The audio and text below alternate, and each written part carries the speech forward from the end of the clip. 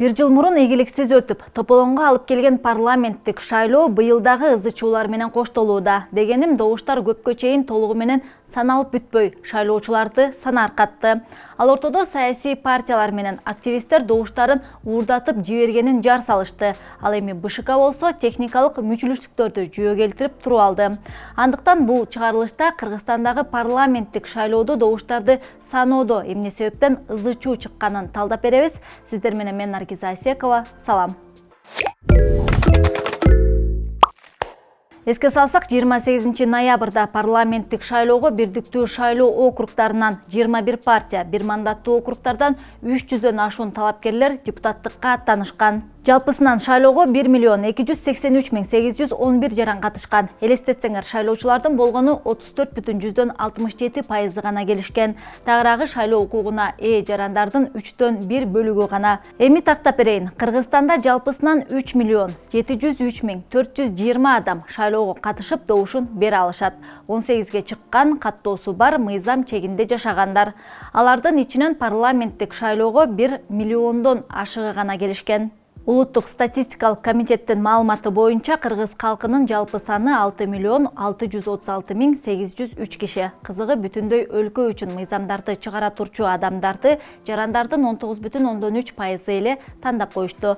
Ошондо жакынкы 5 жылдык өлкө тагдырын чече турчуларды элдин 5/1 бөлүгү гана шайлап алышты. Айырмасын сезип жатасызбы? Макул эми, келгени келип, келе албаганы ар түрдүү шылтоону айтып, айтор ал күн дагы өттү. Санариптешүүнүн натыйжасында алдын ала жыйынтыктар бир нече күн күттүрбөй эле тез эле чыгып жатты. Бирок күтүүсүз жерден БШКнын сайты түзүк иштей албай, шайлоо күнү бюллетендердин 88% иштелип чыккандан кийин алгачкы мүчүлүштүк байкалды. Алдын ала жыйынтык боюнча башында 10 саясий партия парламентке өтүп жатканы көрсөтүлгөн эле. Кызыгы, алар биригип добуштардын 160%-ын топтогону көрсөтүлгөн. Элестетсеңер, 100%дык ченемде көрсөткүч 160%га чейин чыгып кеткен. Ал эми жеңип чыккан партиялардын добуштарын кошкондо 130%га чыккан. Кызыктын баары эми башталат. Вот это поворот! Көп узабай алдын ала жыйынтыктар өчүрүлүп, белгисиз болуп калды. Сайт канча бир убакытка жеткиликтүү болгон жок. Акыры ал кайра ишке берилип, бирок такыр башка сандар чыга келди. Жеңип чыккан партиялардын саны 6 болуп калды. Алар Ата журт Кыргызстан 16%дан, Ишеним 13%дан, Ынтымак 10%дан, Альянс 8%дан, Бүтүн Кыргызстан 6%дан жана Ыйман Нуру 5%дан жогору добуш топтошкон. Албетте, БШКнын дарегине сын пикирлер социалдык тармактарда тынымсыз жаап жатты. БШК тарабынан массалык түрдө бурмалоо. Биринчи сүрөттө бюллетендердин 89% эсептелип чыккан. Ата мекен 64 миңдей добуш алган жана 6%дан өткөн. Экинчи сүрөткө көңүл бурула. БШКнын сайты кайра ишке берилгенден кийин добуштардын саны 41 миң болуп калды. Дээрлик 23 миңдей добуш кайда калды? Бүтүн Кыргызстандын 50 миңдей добушун уурдап кетишти. Бул БШК эмес, бул цирк. Алар 100 миңден ашуун добуштарды уурдап кетишти. Шайлоонун жыйынтыгын адилеттүү жана таза деп айтууга болбойт. Анткени суроолор толтура. Ооба, суроолор арбын. Бийлик кырдаалды тез арада түшүндүрүп бериши керек эле. Бирок өкмөт башчы Акылбек Жапаровдон шайлоо күнү саат 22:10го белгиленген маалымат жыйынын башталышына 15 мүнөт калганда эмнегедир артка жылдырып салышкан. Коопсуздук кеңешинин катчысы Марат Иманкулов добуштарды эсептөөдөгү башаламандыкка хакердик чабуулдарды жүйө келтирди. БШКнын сайтына 20 өлкөдөн хакердик чабуул болду. Катуу корголгондуктан таасир эткен жок. Адис чабуулдарды басаңдатып, жол берген жокпуз.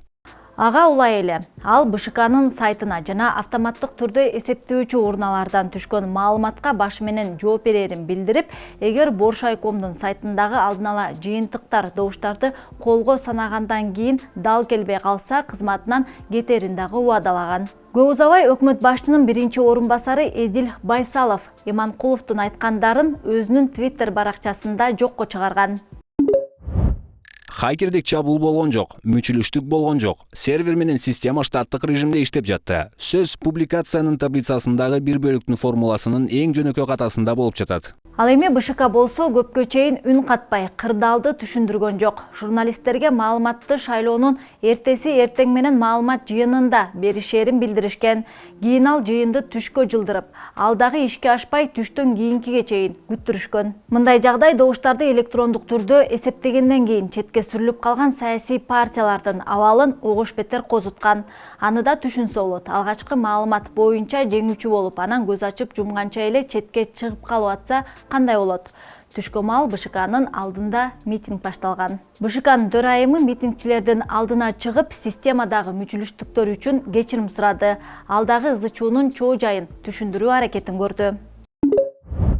Системада 2 таблица бар. Негизги таблица ичинде жайгашкан. Ага шайлоо тилкесиндеги маалыматтар келип түшөт. Маалыматтарды визуалдаштыруу үчүн биз сыртынан дагы бир жөнөкөйлөтүлгөн таблица түзгөнбүз. Мына ушул таблицада 7 позиция кыска мөөнөткө 7А позициясы менен кошулуп кеткен. Сырткы таблицада формула бир аз туура эмес көрсөтүлүп жатты. Бирок сырткы таблица системанын бир бөлүгү эмес. Ал жөн гана системаны ыңгайлуу форматта көрсөтүү үчүн жайгаштырылган. Ал эч кандай зыянын тийгизбейт.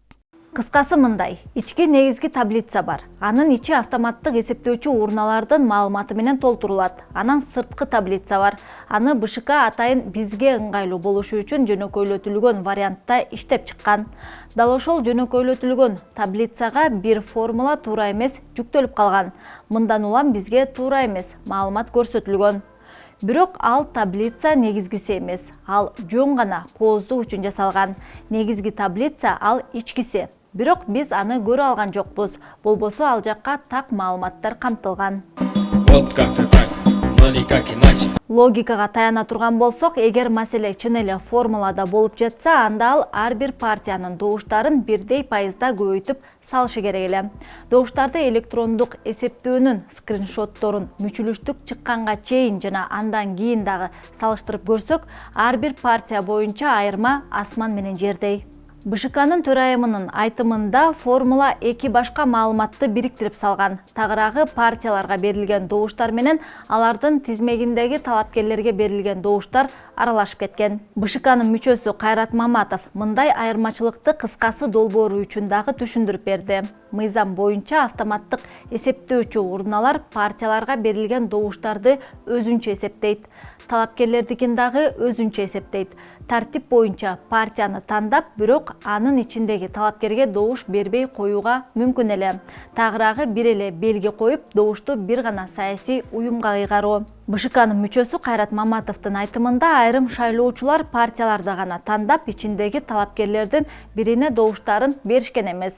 Ар бир партиянын шайлоочуларынын саны ар башка. Мындан улам мүчүлүштүккө чейин жана андан кийин сандардын ар башка чыгып жатканынын себеби ушунда. Бир аз да болсо түшүнүктүү болду деп үмүттөнөм. Кандай болгон күндө деле автоматтык эсептөөчү урналардын маалыматы алдын ала жыйынтык болуп эсептелип, ал эч кандай юридикалык күчкө ээ эмес.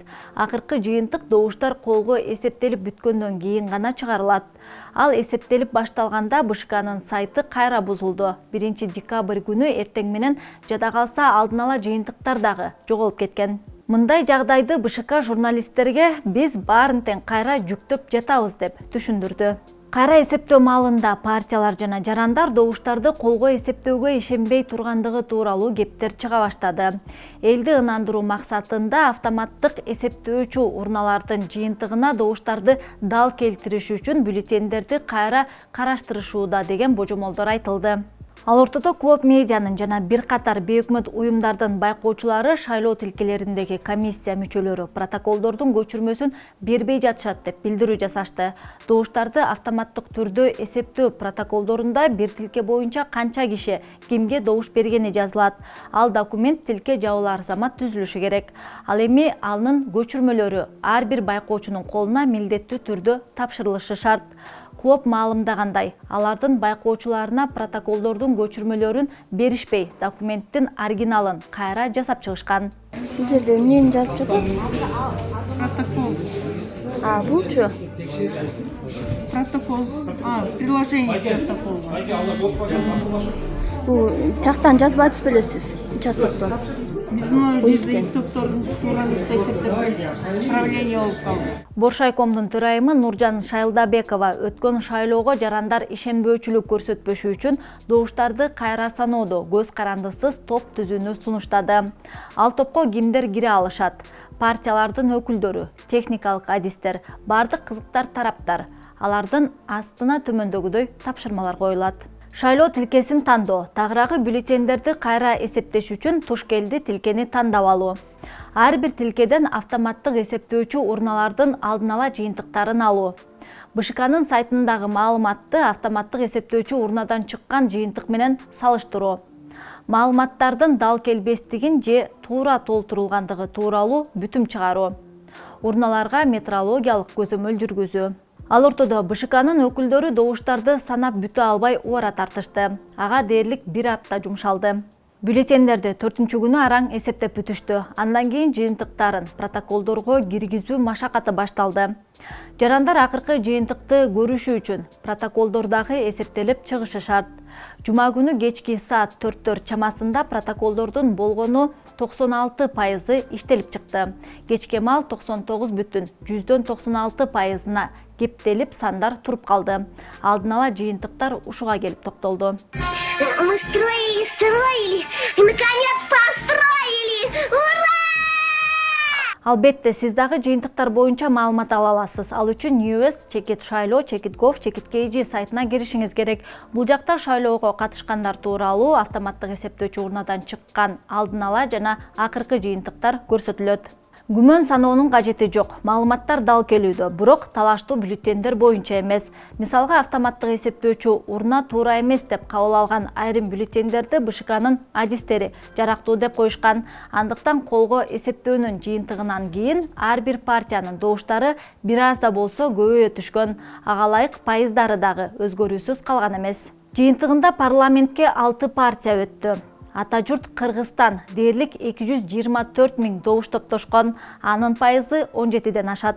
Кийинки кезекте Ишеним партиясы турат. Бул партия 176 000ден ашуун добуш топтоп 13%дан аша алышкан. 3-чү орунда Ынтымак партиясы турат. Аларга 142 000ден ашуун жаран добуш беришкен, 11%га бир аз гана жетпей калышкан. 4-чү катарды Альянс партиясы ээлеген. Бул саясий уюмга 107 000ден ашуун киши добуш беришкен. Жыйынтыгында Альянс 8%дык көрсөткүчкө ээ болгон. Андан кийин эле Бүтүн Кыргызстан партиясы турат. Дээрлик 91 000 шайлоочунун добушуна ээлик кылып 7% топтой алышты. Парламентке илинген 6-чы партия Ыйман Нуру. Аларды 79 000ден ашуун жаран шайлап беришкен. Жыйынтыгы 6%дан ашты.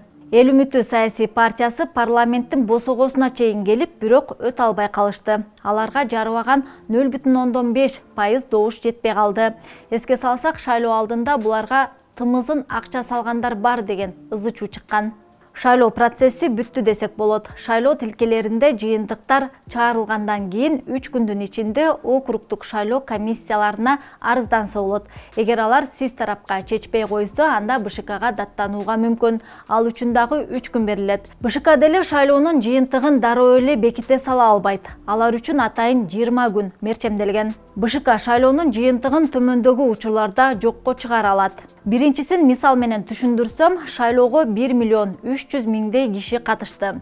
Эгер алардын ичинен 450 000 шайлоочунун добушу жараксыз деп табылса, анда шайлоо өткөн жок деп табылмак. Эгер шайлоо алдындагы даярдык маалында, добуш берүү учурунда, добуштарды эсептөөдө кайсы бир талапкер же партия тарабынан тартип бузулуп, жыйынтыкты туура чыгарууга бөгөт жаралса, БШК шайлоону ал талапкер же партия боюнча жараксыз деп таба алат. Азырынча алардын акыркы чечимин күтүүгө туура келет. Андыктан бизден алыстабай каналга катталып, акыркы жаңылыктардан кабардар болуп туруңуз. Шайлоо боюнча пикириңизди комментарийге жазып, лайк басканды унутпаңыз. Көрүшкөнчө.